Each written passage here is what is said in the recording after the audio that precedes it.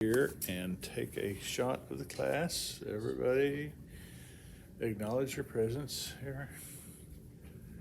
Anybody who's watching can see this. All right. Now, that's not going to take anybody's picture too much. I'm just going to, again, turn it to the ceiling.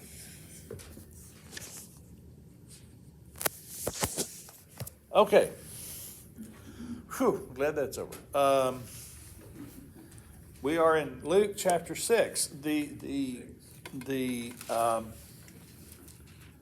Sunday school people, authors of the quarterly, have done something kind of strange because they're not marching along in order through Luke, but they've leaped ahead. They go straight from John the Baptist to the Sermon on the Mount, basically, which is fine. I'll just do what they say we should do. I'm sure they had a reason. I don't. They went on Sabbath now. Not sure what it was, but in looking at this lesson, and we'll really start in verse 27, but I'm going to do a lead up on it. This could be one of the most timely messages that we can hear in this day and time in which we live. And we'll get to why later on. But you come to Luke chapter 6 and verse 12. And Jesus goes into a mountain. And he spends all night in prayer. And after that night is over, he calls all of his disciples to him. And out of those disciples, he chooses 12 that he names apostles. Apostle is apostello. Apo means away from, and stello means to send. And an apostle was someone who was sent off on a mission. You might use that word to describe an ambassador, someone who is sent from one country to another for a purpose, to represent that country. So these were, out of all the disciples, these were the 12 that after praying all night, Jesus chose. They made the cut. They made a big cut, yeah, because there are a lot of people who are, when we say disciple, that simply means learner, and that could be a wide spectrum of people. People who had some attachment to him, people who had a greater attachment to him. Some of his disciples, quote unquote, would leave him and turn around and walk away from him eventually. But so out of all that crowd of people who expressed some degree of interest, varying degrees of interest, he chose these 12. He comes down with them. Verse 17 says he stood on a level place with a large crowd of his disciples. Again, the general idea of a disciple of being a learner. But besides them, a great multitude of people. And these were not disciples. These were people who had just come out to see him. So they were coming from Judea, Jerusalem, from the seacoast of Tyre and Sidon. So they were everybody. It was a huge crowd. And they were there for two reasons. Number one, verse 18, they came to hear him. And number two, to be healed of their diseases, and those tormented by unclean spirits were made well. So those are the two aspects of Jesus' ministry that predominate, and it's what got people's attention. Number one, his words. And number two, his miracles. And they relate together because the miracles were to validate what he was saying. You know, there's a lot of people saying a lot of things, people can talk. And nowadays we have social media, and it's even worse. So you got tons of people saying tons of things, but you have somebody who can lay their hands on a leper and make them instantly clean. I'm going to listen to them. And so the works and the words went together. Verse 19 says the whole crowd was trying to touch him because power was coming out from him and healing them all. So that's the context. In verse 20, it starts, he says, he looked up at his disciples and said, and what he says here is you've got two places in the Bible that gives the sermon, basically, that he taught. What is called the Sermon on the Mount is in Matthew 5 through 7. And we went through that when we went through the life of Christ. This is a shorter version in Luke. It doesn't cover 3 or 4 chapters. It covers the rest of chapter 6.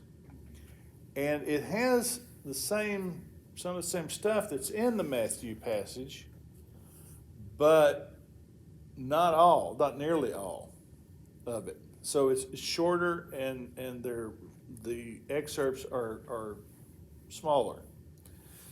Now, theologians who love to debate things like this debate, is this in Luke the same sermon as the sermon in Matthew? Is this just a truncated version of Matthew, the sermon as given in Matthew? Matthew's sermon was given on a mountain. This was given on a level place. Of course, mountains have level places on them, so that doesn't prove anything. But some people call the Matthew passage the Sermon on the Mount. Some people call the Luke passage the Sermon on the Plain. And they go, is it one or two?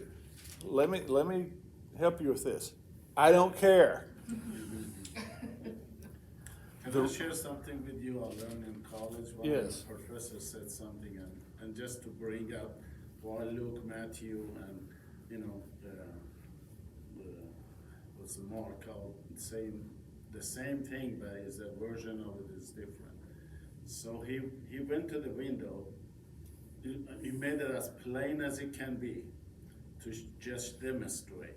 Opened the window, and he threw a book out the window. And then he looked at the 20 people in the class. He said, write my action on what I did. Right. And I want a feedback, read it. Every person he went to and read it. Okay, one person said, you open the window and you toss the book out. The other person said, you throw it out. Some people, they put the window first and open the window, they did the whole action. Throw it out, toss it out, rip it out, whatever. But all 20 has the same answer, but each version was different. Yeah. Does it make any sense? Yeah. No, you have to understand two things. You have to understand who's writing, because God inspired it all, but he did so in such a way that he never does violence to the personality of the person that's writing. It's amazing. And who's writing, and who are they writing to? Luke, being the physician, and this is characteristic of his entire gospel, he zeroes in and he focuses on the part of Christ that deals with the humanity people. The Matthew passage has a lot in there about our relationship to God and how we do our relationship to God. Luke zeroes in on how we relate to other people, because Luke, that's Luke. That's what it was. So the reason I don't care whether these are the same is because Jesus was on this earth ministering and teaching for 3.5 years. I don't think there is any way on earth that he only preached this sermon once or twice. I think this was I think this was because it says he taught them, and so many times it says we taught them, and we don't have a description of exactly what he said. I think these were characteristic themes in the way he taught during his entire ministry, because it's so fundamental, it's so important. So he starts with the Beatitudes, and we're not going to go through the Beatitudes because that's not where the lesson text starts, but he starts with them describing who is blessed and who isn't. And he turns life on its head for a lot of people, because he says the blessed are not those who are sufficient. The blessed are not those who are satisfied. The blessed are not those who are okay with themselves. You know, we have an entire cottage industry of people trying to counsel us to bring us to a point where we're okay with ourselves. He says, woe to those who are self-satisfied. Woe to those who are okay with themselves. The blessed are those who are poor in spirit. The blessed are those who are conscious of a need. The blessed are those who realize that they don't have it all together. They don't bring everything to the table. They are in deep trouble. Those are the people who are going to turn and depend on God. And he says, and when they do that, blessed are the people who do that, and other people don't like it. Blessed are you when they persecute you, when they exclude you, insult you, slander your name as evil because of the Son of Man. Blessed are you. What does the word blessed mean? Makario. It means someone to whom benefits have been extended and who are to be envied.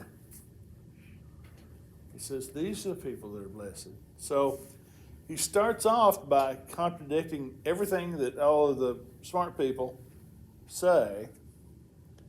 And then he starts talking about people and talking about the people who you come in contact with and how you are to relate to your people around you. And this is why I think this is possibly one of the most timely messages, timely lessons that we could have in this day and age.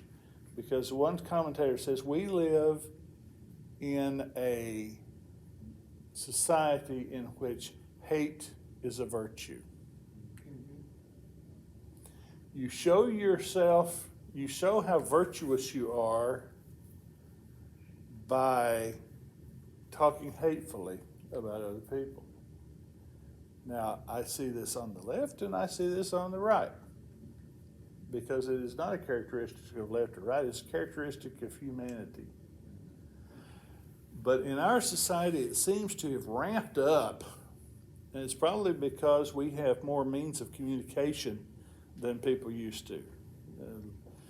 300 years ago, a guy prints a pamphlet and hands it out and he's done. Now it's just constant. But Jesus has a higher way and a different way for his disciples to treat those people in our world who are difficult. Someone read verses 27 through 27, 28. Let's start there. But to you who are listening, I say, love your enemies, do good to those who hate you, bless those who curse you, pray for those who mistreat you. Okay. Did you notice this message is not for everybody? He says, I say to you who are listening. The crowd. There's a whole crowd. They can all hear him, but he's talking to those who are listening. This is not something, these instructions are not something that everybody's going to take. And I always love when I come to the Sermon on the Mount, especially this part, I always love to recall Philip Yancey in his book, The Jesus I Never Knew. He tells of one of his friends who was a college professor and gave her students the assignment to read the Sermon on the Mount and to write an essay. Now, she said, the vast majority of my students are not kids that were raised in church. This was their first exposure to the Sermon on the Mount. And they came back and they wrote things like, this is the most stupid stuff I've ever heard in my entire life.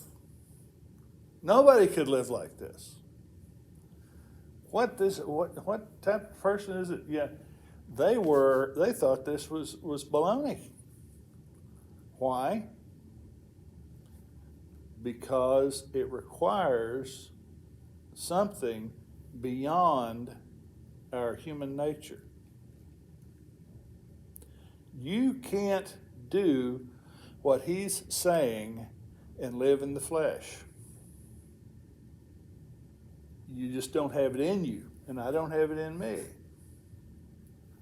This requires the Holy Spirit of God, and it requires us to listen to him and to order our behavior according to his leadership and according to Christ's command. So this is not for everybody. This is for those who are chasing after Christ and wanting to become like Christ. And he says to those who listen, love your enemies, do good to those who hate you, bless those who curse you, and pray for those who mistreat you. Starts off with 4 different things. The first is an attitude. Agape. They have that love for your enemies. Now, the word enemies is a word which means deep-seated, open hostility. The word suggests that it's irreconcilable. You're supposed to love them. But understand what love means in agape love. It's not an emotion.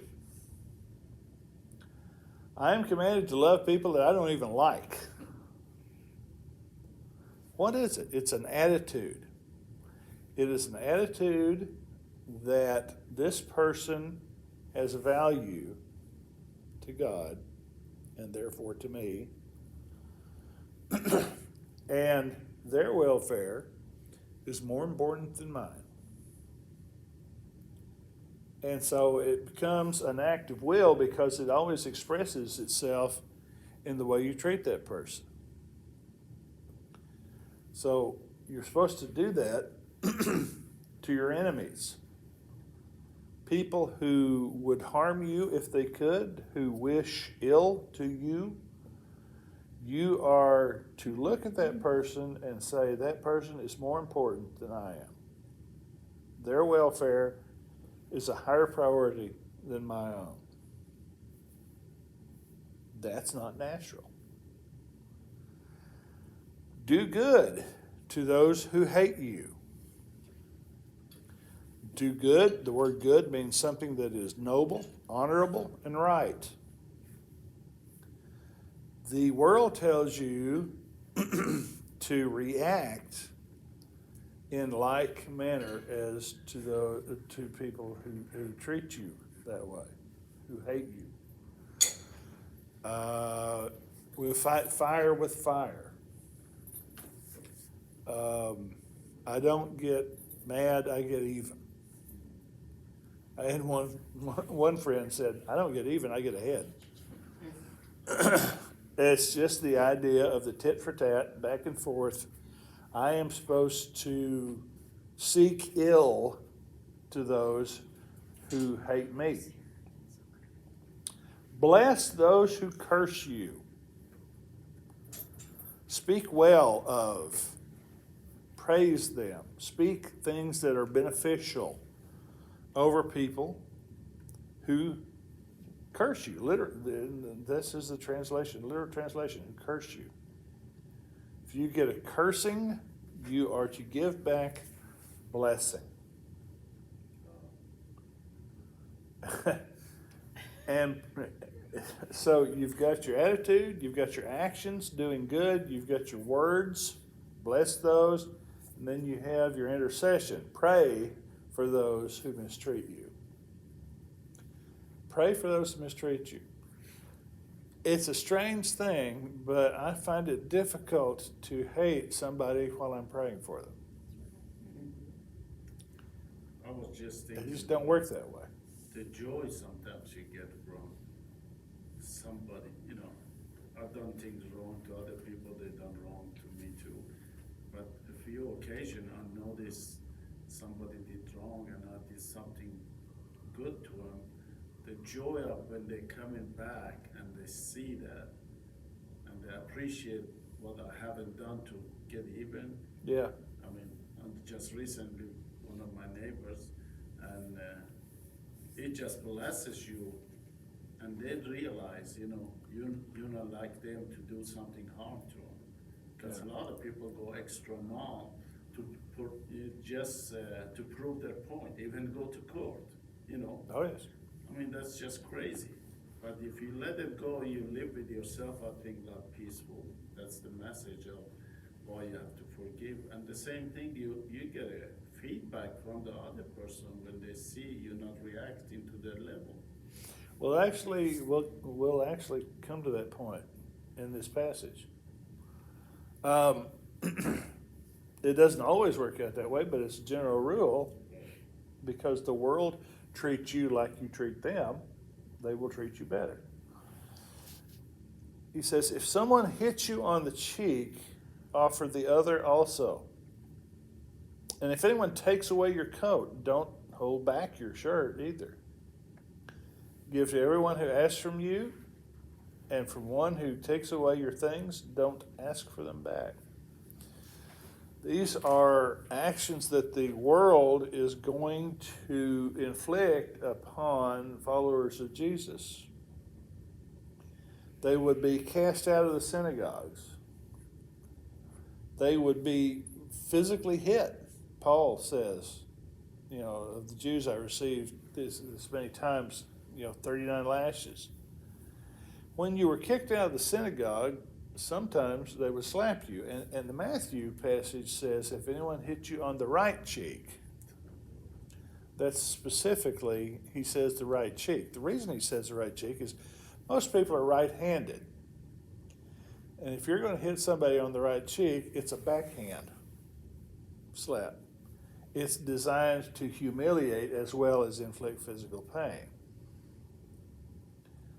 And he says,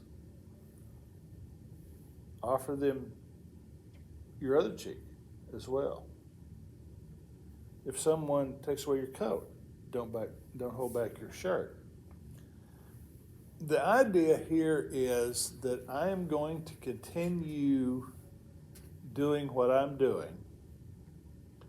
I'm going to continue being Jesus to these people. And if it offends somebody to the point to where they hit me, my response is not to hit them back. My response is, I'm going to keep on being Jesus. You're going to have to hit me again. Because I'm not going to stop. People who and Matthew talks about people being sued and they take away their coat. In that society, clothing was a form of wealth. And he said, if somebody takes away your coat, they were taking away your outer garment that you sometimes slept in at night to keep you warm. Just let them take your shirt as well.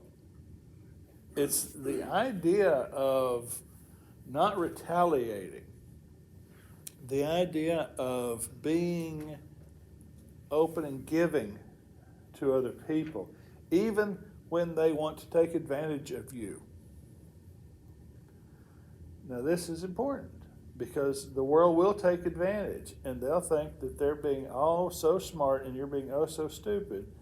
And Jesus says, let them do it. Let them do it. Now, at this point, and commentators have done this, they have, over centuries, tried to water this down. But Jesus does not give any exceptions. He doesn't say, I'm just speaking metaphorically here. He's being very practical on this. But commentators, it's so stark that commentators try to create exceptions to all of this. It's like Mark Twain. Mark Twain was an atheist or a skeptic or whatever they used to call him back in those days. And his wife came upon him one day reading a Bible. She said, Mark, why are you reading the Bible? And he looked up and said, I'm just looking for loopholes. Well, people try to put loopholes in the Sermon on the Mount. And it bothers them. Sermon on the Mount bothers them, even believers, because the question arises, if you act like this, what's going to happen to you? You're going to end up bruised and clothless, and you're not going to have anything. People are going to take advantage of you. And I guess at that point in time, we have to decide if we think God has our back or not. Because that's ultimately the reason that you can live like this. If you think that God has your back and God is really looking out for your interests, you're not going to act like you would otherwise. And he comes in verse 31 and he summarizes a lot of this in what is called the Golden Rule. Just as you want others to do for you, do the same for them. Now there is a lot of, this principle or a similar principle is found in a lot of writings over many different religions. But they always put it in a negative. It's always, don't do something to somebody that you would not want done for you. Jesus puts it in a proactive way. Not just refrain from doing evil to people that you wouldn't want done to you, but actually treat them actively, how you want to be treated.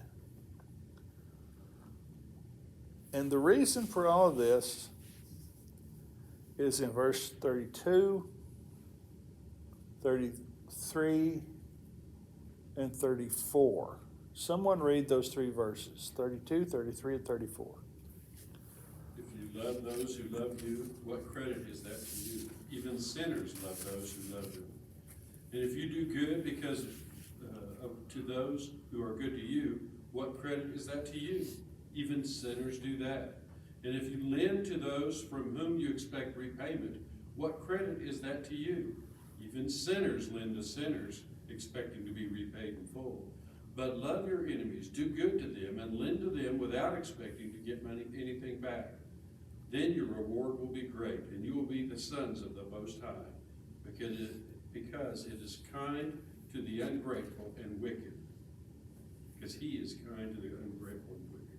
Be merciful just as your Father is merciful. You see the point? You're not supposed to act like everybody acts. If you live like this, if you do good to those who hate you, you're going to stand out. You're going to obviously be somebody who comes from a different place than everyone else. If you just love those who love you, so what?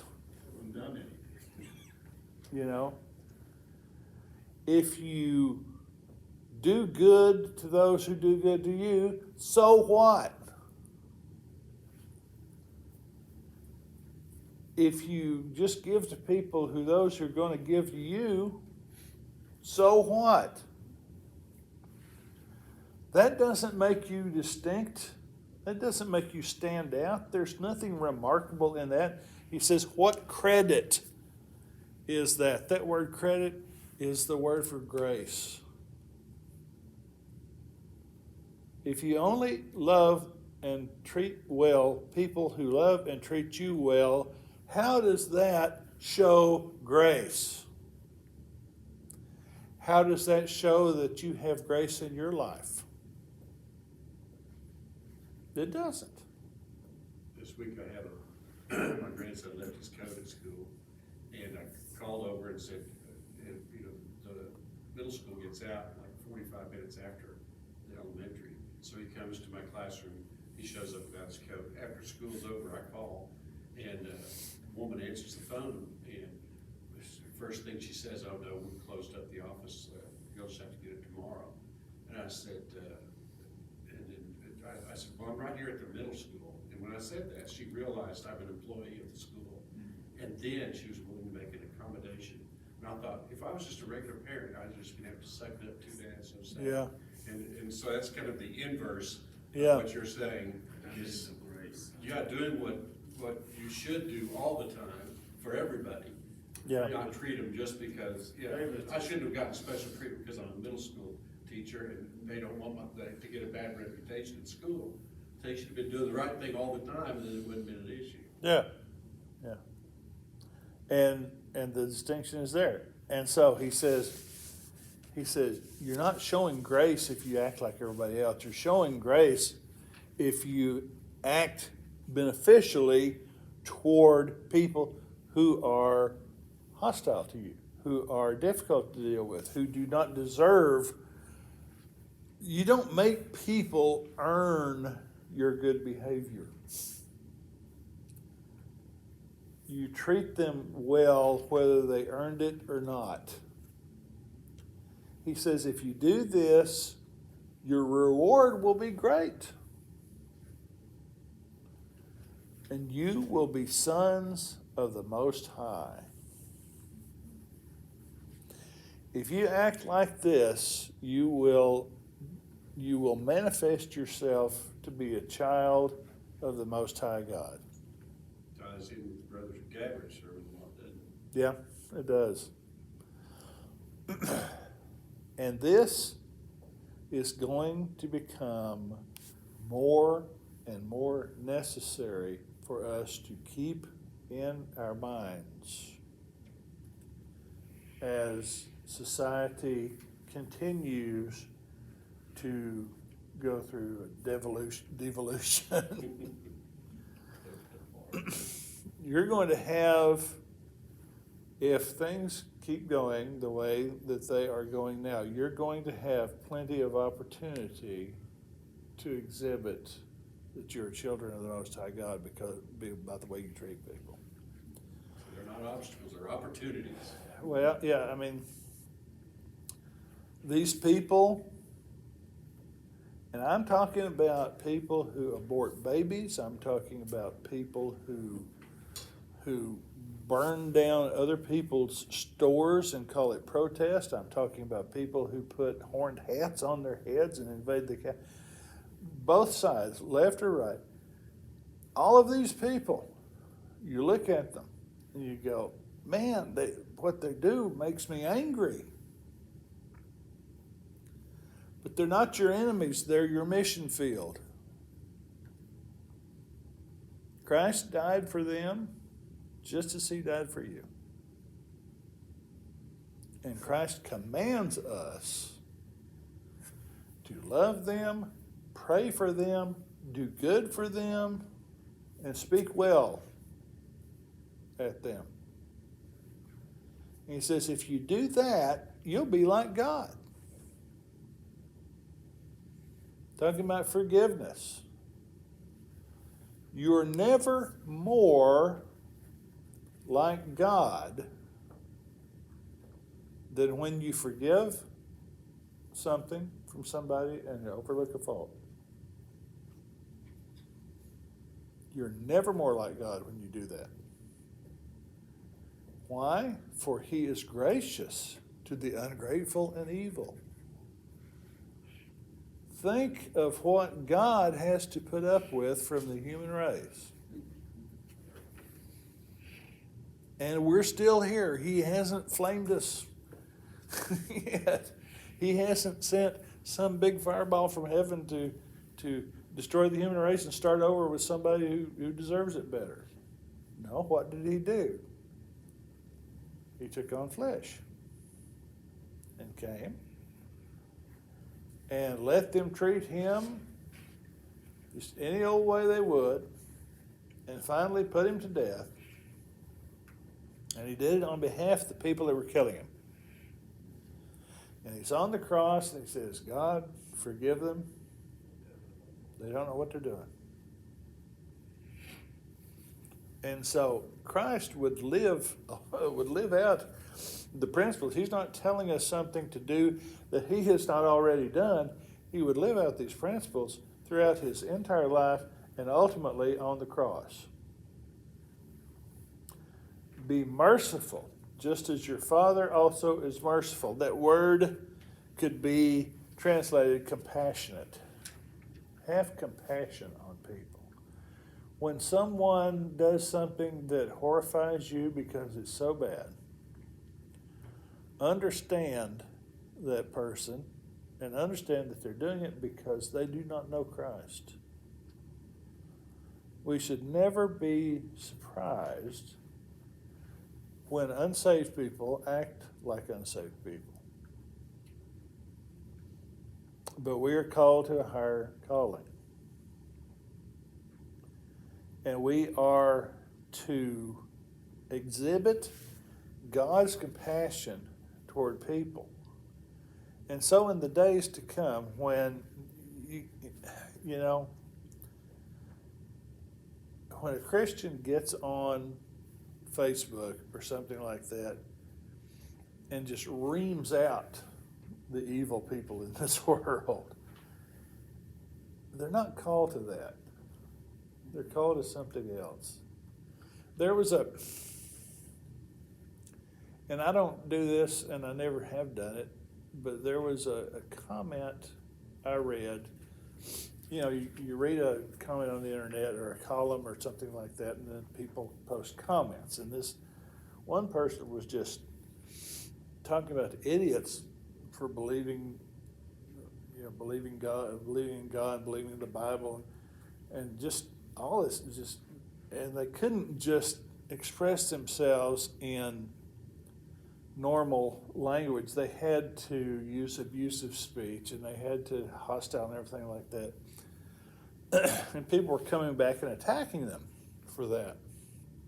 And maybe this was the Lord telling me to do it. I didn't do it because I don't engage in those forums.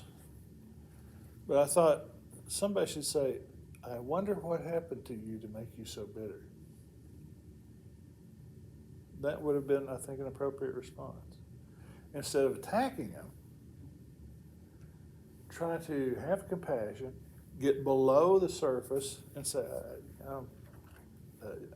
I hear the bitterness in your message. I wonder what happened to you to make you that way. But, I passed on. But there are thousands, and probably multiple thousands of opportunities every day for you to speak good or to speak compassion or speak understanding into somebody's life, always keeping in mind that they don't have the Holy Spirit within them to guide their behavior and words. Joe, I have a question. Yes. The responses that they had to that particular person, I'm sure that a lot of them had curses in them as well. Well, they didn't use curse words, but they were not obviously seeking this person's welfare. I'll put it that way. Because sometimes I see that they'll profess that they're Christian and they'll be using foul language. I go, oh my gosh. Well, I haven't seen that, but it wouldn't surprise me because Christians get riled up, It's pretty And compelling. The first paragraph of the whole lesson Yeah. struck me, and I thought of that exact scenario, that where people on one side will jump on them, then Oh, just yeah. back and forth. We find an excuse for ignoring or discrediting people if we really want to. We may classify them as uneducated, too young, too old, or numerous other designations as a way to justify our mistreatment of them. In an effort to absolve ourselves of guilt, we place a title on them that puts them in some type of lesser than me grouping. So exactly what you're saying, left wing, right wing, Yeah. call them, start Yeah. calling names for each other. And everybody's looking for that mic drop moment, and, and it never ends. No. And No. and you're never gonna convince anybody on a Twitter or whatever they want to call it, or Yeah. whatever platform. That is if you could remain on Twitter. And that's, people also say things that they'd never say to someone's face, and that's why it gets so reckless now. Oh, certainly, certainly. Yeah, I mean, there's always a way to dehumanize the other side. And in war, for instance, the other side always has a name that they call the other side, and the purpose is it dehumanizes them and makes it easier to kill them in your war. We call them krauts, Japs, chinks. I mean, the whole gooks. The names, they're not human beings, they're krauts, and they do it back, and it's strictly a dehumanizing factor, which it makes it easier to do bad things to people when you look at them that way. Don't you think, though, that's what we've done as a society, and the reason for a lot of the, things like on social media, but just person to person, is people have been taught to dehumanize. They don't value other humans, whether they know you're a Christian or not, they just don't value human life, and that's why. Yeah, Or they're It's- not in contact with people with these. Right, and so therefore, this is the result. well, that's why he says be compassionate like your father's compassion means to feel the same thing somebody else feels, put yourselves in their place. You can do that. I think it ties into something you've talked about is the nature of how people have this sliding scale of what truth is instead of having the truth. Yeah, And that also makes it justifiable. Well, they're not, they're wrong. Instead of using this objective standard of what's right and wrong, they're wrong and they don't agree with me, and my truth doesn't have to be their truth. And all of a sudden now it's okay to dehumanize somebody because of that. well, yeah, and you can, it's kind of funny because people will act in an unchristian way and they say, well, I'm just standing up for the truth, or I'm just standing up for what's right. Paul says, speaking the truth in love. And that creates a tightrope walk. If you fall off one side or fall off the other. Some people are so truthful that nobody likes them. Nobody can stand to be around them.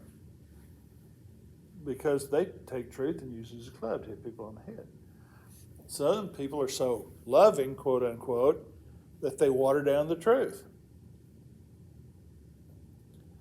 And Paul says you got to walk that tightrope. You've got to be committed to the truth, but you have to be committed to loving people as well. And you can do that through God's help.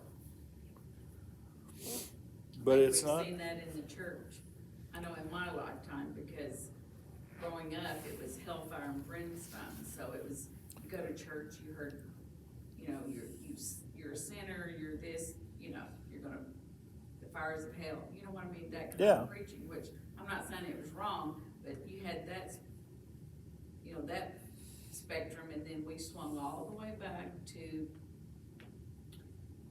tickle our ears. Yeah. Yeah, I remember, I know what you're talking about, hellfire and brimstone. Obviously, I believe in hellfire and brimstone, but you got the impression that the person saying it was enjoying it just a bit too much. Yeah, but you know what I'm saying, I think We've as softened sin as the in our church, society. Yeah. we've swung this way, and now we're seeing the results of He's misunderstood. watering it down, like you said. Yeah, we've abolished sin. And then the world thinks when we say something, we are sinners or somebody's a sinner, the world thinks that it's hate speech. Yeah, Right. hate crime. And they don't understand that we, we're describing the human condition.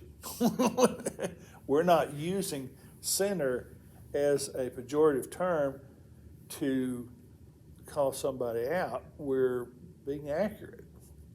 And we apply that to ourselves. We are sinners because we continue to sin. But that's not our nature. When we sin, we sin against our nature. So, you know, this is not easy. Christianity is not for wimps. And this certainly isn't for wimps. But again, this may be one of the most timely messages that we could possibly apply in our daily lives in this society in which we live, and I don't see it getting any better. And so we have to keep Christ's command front and center in our lives so we can stand out and we can be like God in a godless society. Any other comments or questions? Good job. All right, we're turning it off.